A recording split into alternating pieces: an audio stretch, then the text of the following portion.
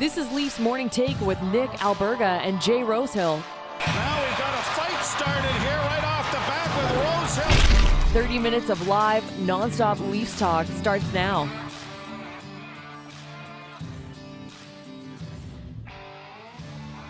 My goodness, it's so great to be back after a 5-day hiatus. We're back in the mix, presented by Botana and Skip. It's a Tuesday edition of Leafs Morning Take. Nick Alberga and Jay Rosehill with you. And Rosie, hope you had a great Easter weekend. It seems like it's been like years since I've talked to you. What's up, buddy?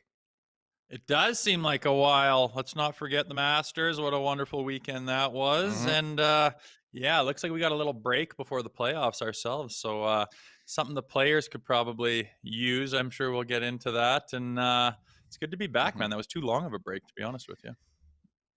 But I got to ask you, are we in a cap crunch where we can't play some of our younger players and our prospects because we have no money?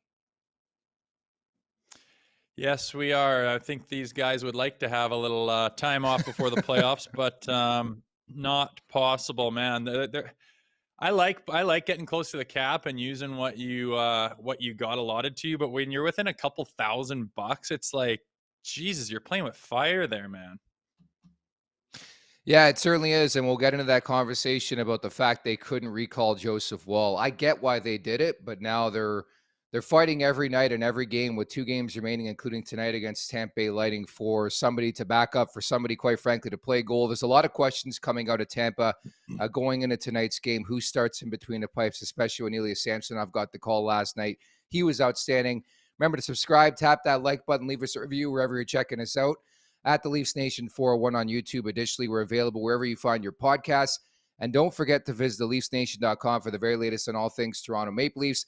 Thoughts, comments, questions, or concerns, you can drop us a line in the chat down below here on YouTube, and we'll address them a bit later on in the show. And of course, we didn't talk the last couple over the boards.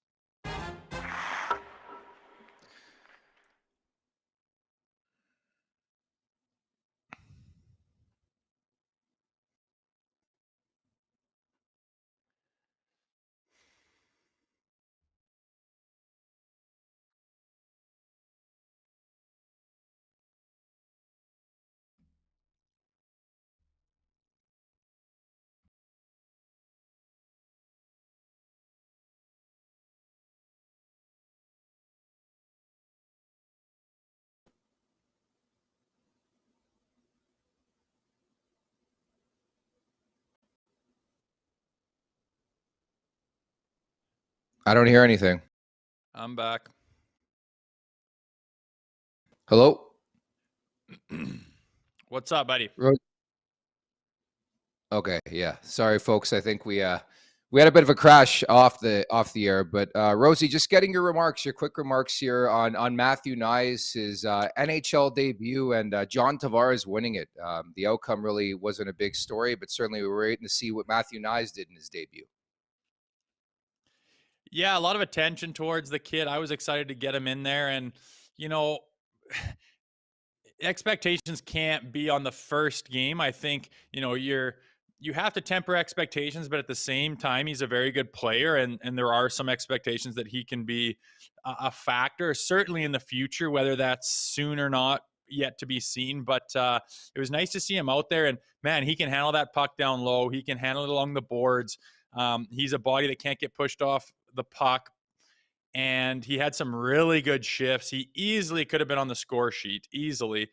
But there was one bad shift there where he had a bunch of turnovers. I like the confidence where he's still between the legs passes and stuff when it's necessary. When he's handcuffed, he can still figure out where that guy is. But the NHL the biggest thing is the transition is much quicker. The turnovers are much more devastating towards you, and the support on the other team is just constant. You don't have breakdowns that you can take advantage of like you can probably in the NCAA. And I think that's a little bit of a learning curve, but if he gets the nerves shaken out of him and goes in there, and if he accepts the fact that we need a power forward, we don't need him to take Austin Matthews' job right now. Maybe that'll happen in 6 years down the road. Who knows? But right now, we need you to be a power forward. We need you to get the puck down low and work it. We need you to finish every bloody check. You can't swoop by a single guy, especially in the playoffs. And, hopefully he understands that and can actually be an asset. But, I take it as a positive that he looked like he belonged out there for sure.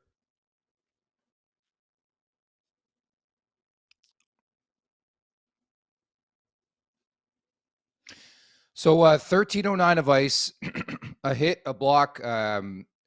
I thought it was a good game. I thought it was a real simulation of playoff hockey, which I think is great for a player this time year, coming, of course, from the NCAA. So that was great. I thought he got into the dirty areas, evasive, doesn't shy away from contact. He's skilled.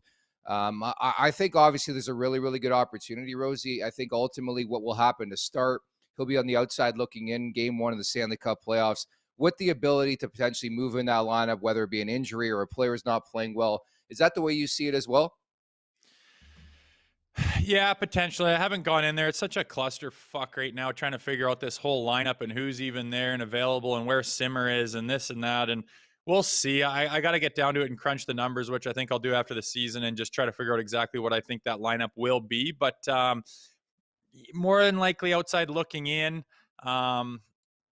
It's just tough because if he comes in and understands like what they need his role to be, I think he could easily be the best player to be in the lineup. But time is of a factor, and there's other guys like Zach Aston Reese and guys that have really stepped up as of late, where it makes it even more difficult, because if someone's just slugging along, done nothing in months, it'd be easy to punt them out and put them in. But it doesn't really look like that on the roster right now. So we'll see what happens. Good chance he'll be in there, but I really feel like he could be a nice little addition. He's not a savior. He's not going to be the difference in games necessarily, but a guy like him could go in if you understand what we need your role to be with his skill and ability. He could be a nice asset on that, bottom six, but it's yet to be seen. I didn't like how he wasn't really finishing the body last night, and I think that's maybe he'll change his attitude when he gets into the playoffs. And I mean, what the first round of playoffs is like. It's just that puck drops and guys are just banging and crashing. And if he can get involved in that and understand what the Leafs need out of him, I think that he could be an asset, but we'll see if he gets in or not.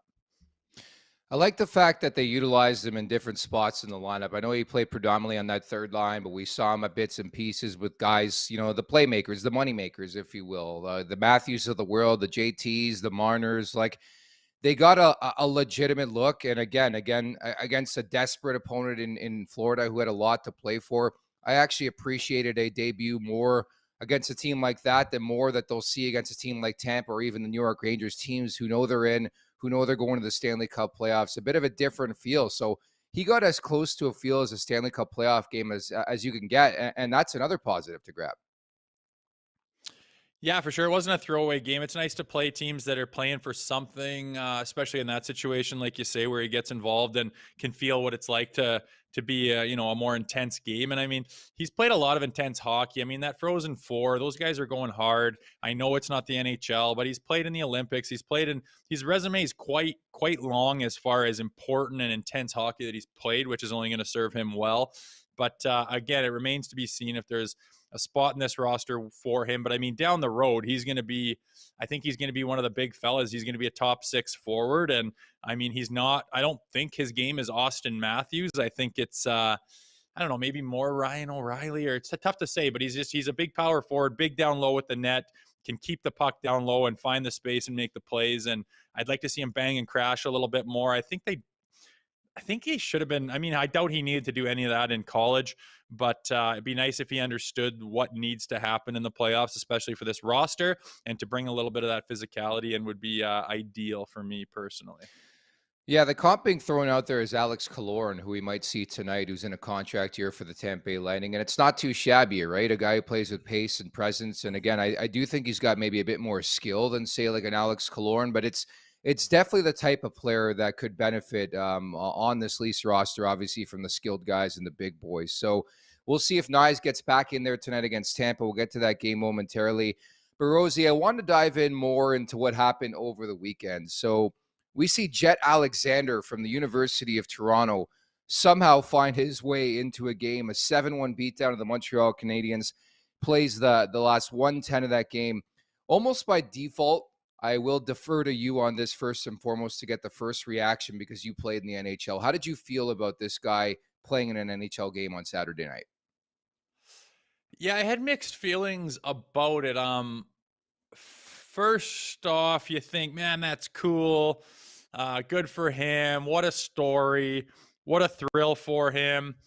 And then afterwards, you kind of thought to myself, this was put on the Leafs by their own doing, and to throw him a game, kind of, does it cheapen it? Does he get that game sheet that he hangs on his wall forever? Is he an NHLer? And it's kind of like an asterisk or something, but it's a little bit of both. It would be I like it when legit emergencies happen and a guy legitimately has to get thrown in and he goes in there and makes a bunch of saves, and it's like this great story, fantastic. It happened and it needed to happen, and you got it, and what a great story. But just to throw a guy a bone for the hell of it, it's just like, who wants a game? But at the end of the day, you can't be like that, and you just got to be happy for the kid that it happened. But you certainly can't say, I made it to the NHL. Like, I saw some interviews I was reading something that was like, I made it to the NHL the non-traditional way, and it's like, whoa. Do you know how many guys battled in the minors and rode the buses and went through hell and ups and downs and screaming matches with coaches and people telling you you're no good and getting cut from the team and sent down and no contracts, and then you finally make it? I mean, that means something, and it's a hell of a lot, more important than the way an e-bug gets chucked in for shits and giggles. Yeah, I thought your breakdown was fantastic. Honestly, I'm call me old school, but I think you look at the body of work, you look at where this season has gone. There's a couple things that stood out for me. Number one, Edmonton did this in late January, so they sort of they open the jar up, if you will, because Matt Berlin plays in that game against Chicago, and they started everything. And I think that opened the door for a team like Toronto. It's going to open the door for teams down the road to do the very same thing. But that's my major takeaway: is how hard it is to play in the NHL, how hard it is to get to the NHL. And I get it. You want that feel-good Rudy story, but my bigger problem actually came with Sheldon Keefe's comments following the game. It was not my decision. Word came down to me about 30 seconds before the whistle came and I made it happen. Then he was asked about who made the decision.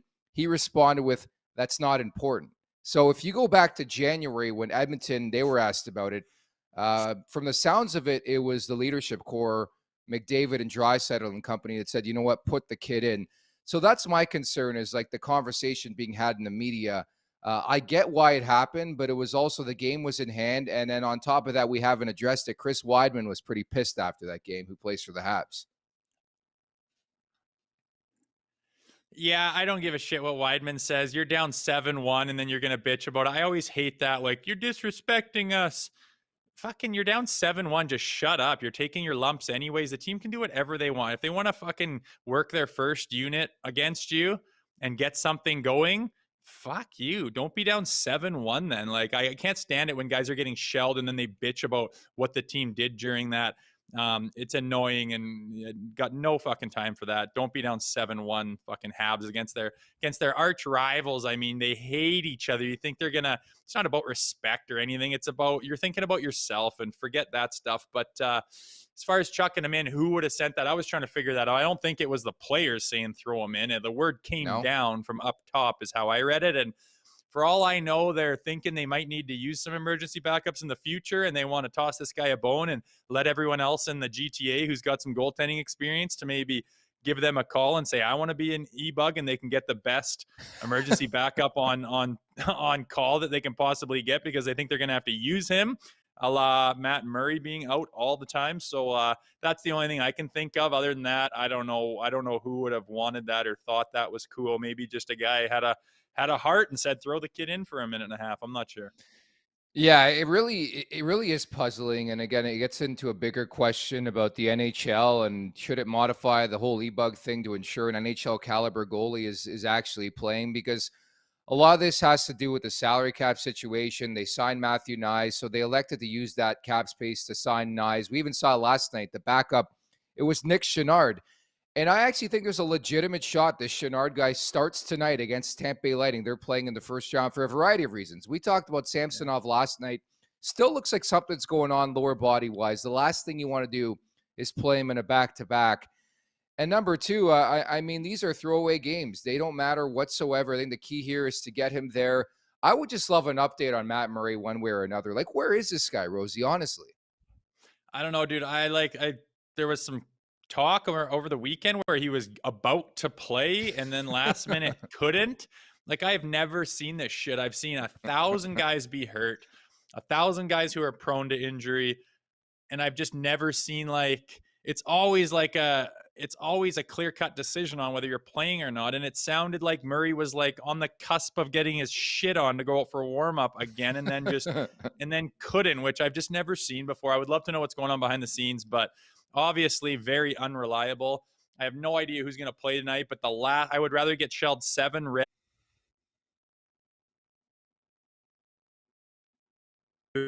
bug.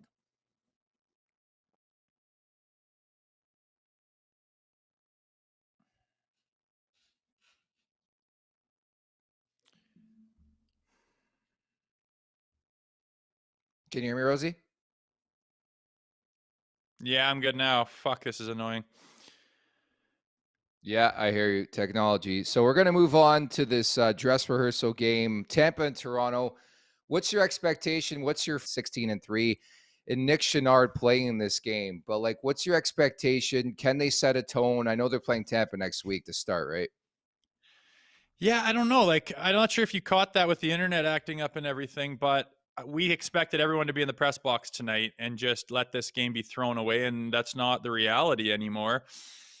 So we'll see what happens there, but all their main roster is going to be playing. They're probably going to be an emergency backup goalie playing in there, and I do not want to see Samsonov in there. He was friggin' phenomenal last night. I mean, he makes so many like game continuing and momentum continuing saves, sprawling out and stretching out, and he's just so ready for the playoffs. I'm so jacked about him, but I don't want to see him pull something or tweak something. I think his little tweaks and cringes are just being annoyed that he's being tested that hard right now.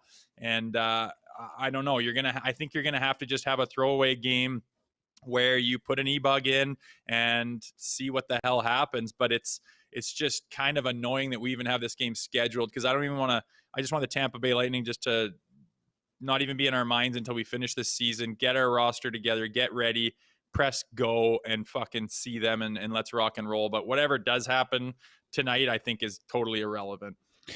Yeah, I couldn't agree more. I think in a perfect world, Matthew Knies plays a ton for me again. He played 13.09 last night. I throw him out there 15 plus.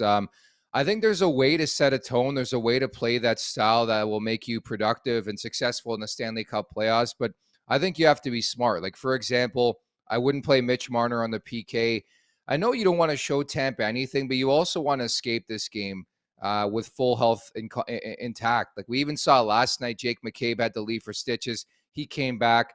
Eric Gustafsson gets hurt in the warm-up, so Luke Shen has to dress cold and play that game. Like, I know part of this is a salary cap, but part of this is the Leafs having clinched the playoff spot so long ago where you're just waiting and waiting and waiting to get to the Stanley Cup playoffs. So for me, the biggest key, the last 2 remaining games in the regular season, just stay healthy, find a way to get there, right?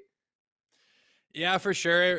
It reminds me of like teams having buys in different sports or situations or whatever, and it's like it's never guaranteed to be an advantage. Sometimes the team that goes to game 7 walks in and just destroys a team who swept a team and has been waiting and waiting and waiting for a week. It's not necessarily an advantage for you, and I kind of wish that not that we were fighting for a playoff spot by any means, but when there's this much time waiting and waiting, it can throw you off kilter. And I think they've done a good job looking sharp and looking solid. And we happen to have the extra storyline of them facing their opponents in the playoffs tonight, and be interesting to see what Tampa does. I don't know what their cap situation is and who they're going to bring up and down and who they're going to rest and not. But bottom line is, you don't read too much into whatever the hell happens this game. There's just a shitstorm of cap and American League guys and call-ups and e-bugs and all kinds of shit going on. So I don't think anyone's this isn't the playground where you're out there to intimidate and stuff like that. It's not like anyone's going to put a whole bunch of stock into this game, and both teams are just actually prepping for when you're playing with real bullets here. So this is kind of a throwaway game, but be interesting to watch and just see what happens with the two actual jerseys facing off against each other. We know we're going to see that here in a week or so. So interesting enough, but again, not a lot of stock being put in it from my end. I'm with you on that front. That segment, by the way, was brought to you by our new friends over at Skip. We're happy to tell you about Mitch's Dishes by Skip. Using the promo code TLN15 in the Skip the Dishes app, you'll get $15 off when you spend $30 or more on Mitch's Dishes. Please note that this offer is exclusive to Skip. Additionally, a portion of the proceeds will be donated to the Marner Assist Fund to combat food insecurity. Skip is currently serving up game time eats across the GTA and Ontario in the likes of Brampton, Guelph, Kitchener, Toronto, Oshawa, and Waterloo, among other places. If Mitch likes it, it's got to be great. Did somebody say Skip? I said Skip, and Rosie whistled. So with that, we're going to move on to the Botano wrap-up. It's presented by Botano.ca. The game starts now. 19 plus. Please play responsibly. And Rosie, here is my play for you tonight. Mitch Marner is sitting on 99 points. Unbelievable season. I think he gets to 100 points tonight against Tampa. I'm looking at an anytime assist minus 143. So obviously a juice price. Marner's an assist machine, but I think it goes down tonight against Tampa Bay Lightning. What say you? Yeah, that's where I was leaning towards, those assist bets. I think we were having success with them earlier in the year. And before all the towers and everything else got blown over and whatnot out in Ottawa, when our whole system went down, we weren't able to do that show, but I was leaning towards that kind of thing too. I love the anytime assist play. Obviously, Vegas knows that it's high value as they break down the minus 143 pretty hard and take the value away from it. But only reason that's happening is because it's so likely, and I love those assist plays. So, yeah, it'd be nice to see a guy get 100 points. He's right there. 2 games left to do it, so why not? Okay, let's take a look at the chat now. It's hot and heavy, and appreciate everybody coming back this week. I know last Thursday we had some technical issues. We apologize for that. Took a couple days off for Easter as well. But here we are for the stretch drive to the Stanley Cup playoffs, and a lot of you are along for the ride with us. Frank writes in, I think the last time the Leafs signed a college grad of note was Tyler Bozak. That worked out pretty well. Didn't you play with Bozy? Yeah, I remember when he came in there, it was the frat pack line. I think it was Christian Hansen, Matt Fratton, and Tyler Bozak, Yeah. and they started the year. They called them the frat pack. It was like I was talking to Bozy a little while ago. He was dying laughing, saying I forgot about that. But yeah, he ended up having a pretty decent career, I suppose, and was a really good player for the Toronto Maple Leafs. So yeah, if I don't know, I think Knies has got even higher caliber than that. But again, doesn't matter what happens years down the road. I'm thinking about right now. How are we going to use this guy? Are we going to use this guy? It's funny, watching the game last night, I wondered if maybe a couple finishes were happening or a couple players finished plays, like even the Kerfoot one. If Nice comes out of that first period with a couple helpers, how different is that night? I thought obviously he had those 2 costly turnovers in the second period, but all in all, it was a pretty decent first outing in the NHL. This is the NHL. He's coming off a disappointing loss in the NCAA, championship game against Quinnipiac over the weekend. But I think if a couple guys finish their plays, you never know where that night goes for Matthew Knies, right?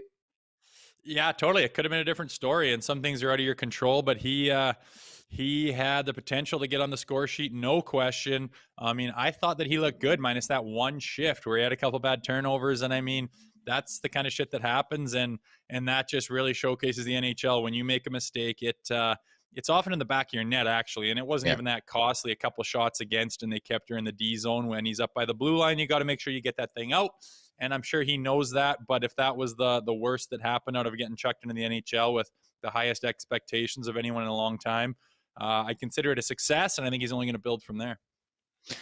So Gary writes in, makes a great point. Did anyone notice Tkachuk run from Schenn? Yeah, I saw that too. I think Tkachuk tried to lower the boom after a whistle, and Schenner just came in there. Schenn came in a couple times. I like what he did. Matthews got crunched by Uyghur. Or no, not Uyghur, excuse me, but Gudis after the whistle, I think in the first period. And you saw Schenn just a beeline from the blue line. I want to see that from my guys. I know, and I there's still talk about whether he's going to play or not in the playoffs. He better play every single game in the playoffs. You are going to need that guy. He knows that team. They know what he's capable of. I don't think they have anybody like Patty Maroon, maybe, but Schenner can handle absolutely everyone on there and tell people how it's going to go out there and clear that front of the net. And there's not going to be any pissing around in front of Samsonov during the playoffs. You need that guy in there, or else you're going to see those guys take advantage of it. And just the last thing I want is for them to bring in Shen and not use him every single game in the playoffs. Yeah, I'm with you on that, Frank. There's no doubt. Northern Mail writes, cue to the boys. Is there a spot for Simmons in the first round? Kind of hope not. I think he only gets a spot if the Buds are getting beat up for game 3. Yeah, I don't see a situation where Wayne Simmons is playing in that lineup, because we talked about it. They're full 12 without him. Then you add Matthew Knies. Like, I think right now Simmons is probably like the 14th forward. Yeah, I think he's running out of spots. I think they would like to use him. I think that he's been effective in certain ways, not the Wayne Simmons that we're used to seeing, scoring a shitload of goals and being so devastating net front on the power play like he was in Philadelphia. But it would be nice to inject him in there to play a few minutes and stuff, but he's just run out of roster spots. Again, he's probably slated for 14, and I think Knies is certainly ahead of him. And I just don't see it happening unless we run into injuries or some severe physicality issues going on. I liked his little Tilly over the weekend with Pizzetta, man. Like, and everybody was going nuts because he showed Pizzetta, you're going to trip on the stick. Like, what are we doing, man? Like, I just couldn't believe it, how many people had to point that out. Like, yeah, we're all human beings. Yeah, we got a job to do. We got to scrap here. But obviously the guy's going to help him out. Like, you'd probably do the same thing if a guy was under a stick like that, right? I've seen that lots where you're engaging in a square up and then you're kind of looking down at the stick and you're kind of like shuffle over to the side because no one wants to step on it. You don't want that guy to step on it and crack his head or whatever. So that's just the way it is, man. Sometimes there's helmets and sticks and everything, and usually you kind of sway off to the side to get that shit out of your way. But it's just a funny thing. I like how fans notice that stuff and shows the humanity of it and the good guy nature. And, last night in the Minnesota game, I rips off the guy's helmet and holds it up like Gladiator or whatever. I was laughing my ass off.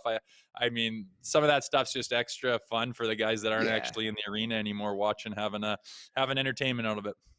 I like this from our one of our interns, Kerwin. Clifford, Steve, Simmons, first line tonight. I actually don't think it's possible to call guys up because of the salary cap situation. Like, I think they're borderline screwed, and their big boys are going to have to play. Like, ideally, I'd love to see Matthew sit a game, Tavares sit a game. We've seen Marner sit.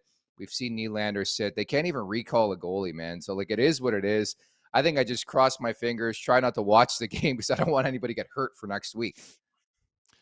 Yeah, it sucks that that they have to play them all. We guessed that this other guy's a shot, and maybe the silver lining is you can look at some prospects or something like that. But at the end of the day, they're